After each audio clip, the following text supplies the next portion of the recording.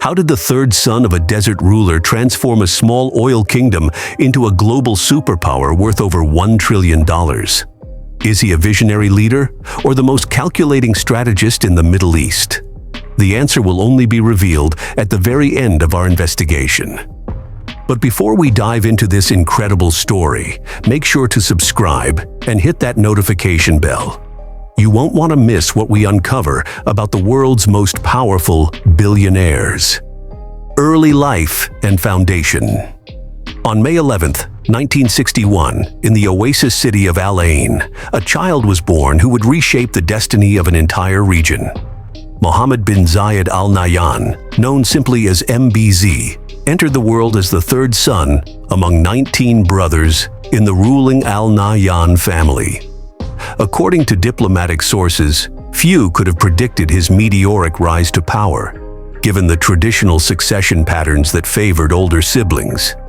His father, Sheikh Zayed bin Sultan Al Nahyan, would later become the revered founding father of the UAE, uniting 7 emirates under a single flag in 1971. Our investigation reveals that MBZ's mother, Sheikha Fatima bint Mubarak, known as the Mother of the Nation, instilled in him a unique blend of cultural pride and forward-thinking ambition that would later define his leadership style.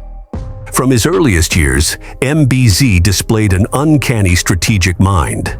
Palace insiders report that at just 10 years old, he organized his brothers into military formations during playtime, displaying a natural talent for command that impressed senior family members. What they couldn't know then was how prophetic these childhood games would prove to be. The pivotal moment in MBZ's development came with his education at the prestigious Sandhurst Royal Military Academy in the UK. Confidential records show his instructors noted his exceptional analytical abilities and leadership potential, ranking him among the most promising international cadets.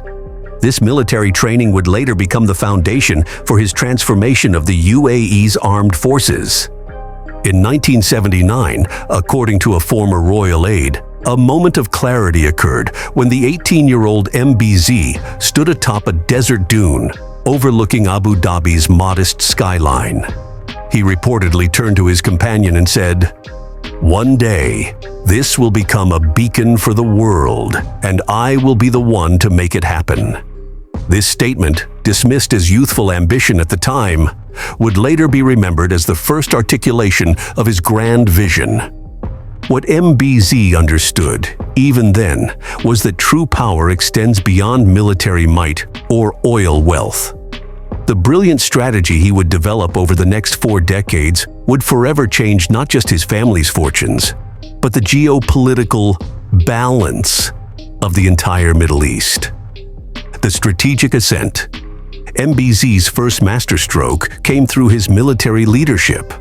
After returning from Sandhurst in 1979, he was appointed commander of the UAE's Air Force. According to defense analysts, what he inherited was little more than a symbolic force with outdated equipment. What he built was something entirely different. Our investigation reveals that between 1991 and 2021, MBZ orchestrated over $40 billion in defense acquisitions, transforming the UAE into what Pentagon officials privately call Little Sparta, a military force with capabilities rivaling countries 10 times its size. His calculated decision to diversify military suppliers, purchasing from America, Russia, and France, ensured no single nation could leverage military dependencies against UAE interests. But the true brilliance of MBZ's strategy lay in his economic vision. Recognizing that oil wealth was finite, he initiated what confidential documents describe as Operation Tomorrow in 2004, a comprehensive plan to diversify the UAE economy away from petroleum. Through the Abu Dhabi Investment Authority, which now manages assets exceeding $700 billion, MBZ directed strategic investments into technology, renewable energy, and artificial intelligence. Diplomatic cables reveal his instructions to economic advisors. We have a 20-year window to create an economy that will thrive when the last barrel of oil is extracted. This foresight led to landmark investments including the $22 billion Masdar City Sustainable Development, the acquisition of strategic stakes in AMD, and the development of the world's largest single-site solar plant. In international relations, MBZ played what former U.S. Secretary of Defense James Mattis called the most sophisticated chess game in the Middle East. By positioning the UAE as a moderate, stable force in a volatile region, he cultivated close relationships with both Western powers and regional neighbors. What Western leaders don't understand is that MBZ's seemingly contradictory alliances, supporting Egypt's military government while maintaining ties with Israel, are part of a coherent strategy to maximize UAE influence. The real reason MBZ invested in ports across East Africa, according to insider sources, wasn't just economic. It was to secure strategic choke points for global trade and counter Iranian influence. His calculated cultivation of relationships in the Horn of Africa has given the UAE unprecedented leverage over vital shipping lanes. His cultural transformation of the UAE has been equally strategic. By establishing the Louvre Abu Dhabi, funding the world's most prestigious universities to open campuses in the UAE, and creating a regulatory environment that attracts global talent, MBZ has positioned his nation as the Middle East's cultural and intellectual hub. What makes these achievements even more remarkable is that they were executed according to a precise timetable. Insider accounts suggest MBZ maintains a 50-year strategic plan for the UAE, with benchmarks tracked monthly.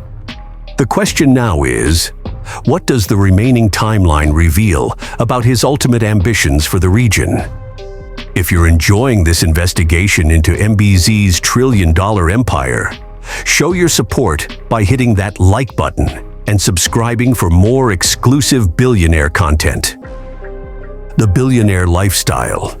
Behind the strategic genius lies a lifestyle of almost unimaginable luxury.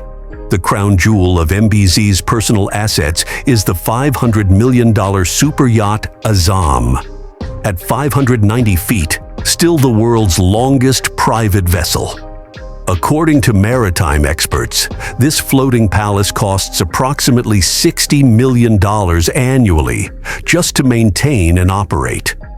Our investigation has uncovered details of his real estate portfolio, which includes private islands in the Seychelles, a $230 million chateau outside Paris, and what insiders describe as a $155 million hunting lodge in Spain's Andalusian mountains. His personal art collection, valued at over $400 million, features masterpieces by Da Vinci and Picasso displayed in climate-controlled private galleries. Security documents reveal MBZ spends upwards of $50 million annually on personal security, employing a team of over 200 personnel, including former Special Forces operators from 6 different countries. His personal convoy reportedly includes 6 identical armored Mercedes with rotating license plates and active countermeasures against aerial surveillance. According to falconry experts, MBZ's passion for the traditional Emirati sport has led to the development of a breeding program valued at $80 million, producing the world's most prized hunting birds. His stables, housing over 100 purebred Arabian horses and thoroughbreds, have produced winners at Royal Ascot and the Dubai World Cup, with a total racing operation worth an estimated $250 million. Perhaps most impressive is the Al Nahyan family compound outside Abu Dhabi, a 22-square-mile complex larger than some Caribbean island nations. Satellite imagery reveals it contains multiple palaces, its own mosque, several helipads, and what appears to be a private racing track. The compound's security perimeter includes underwater sensors to detect approaching divers and advanced radar systems to identify drones. Yet despite this extraordinary wealth, former staff members describe MBZ as surprisingly austere in his personal habits, often working 18-hour days and maintaining a disciplined exercise regimen. The luxury, one confidant explained, isn't for enjoyment, it's another tool of statecraft. What could this reveal about how MBZ views his wealth in relation to his larger ambitions? The power moves. MBZ's rise to power demonstrates his unparalleled political acumen. Though born third in line, confidential palace sources reveal how he methodically consolidated influence, first by transforming the military into his power base, then by positioning trusted allies in key government ministries throughout the 1990s and 2000s. His masterstroke came with the Abraham Accords of 2020. Behind-the-scenes negotiations, led personally by MBZ over 4 years, resulted in the historic normalization of relations between Israel and several Arab nations. Diplomatic cables suggest MBZ recognized that aligning with Israel would simultaneously neutralize a regional rival, gain favor with Washington, and position the UAE as a moderate broker in regional politics. His complex relationship with Saudi Crown Prince Mohammed bin Salman reveals much about his strategic thinking. According to Middle Eastern analysts, MBZ served as both mentor and competitor to the younger royal, supporting his rise while carefully maintaining the UAE's independent foreign policy.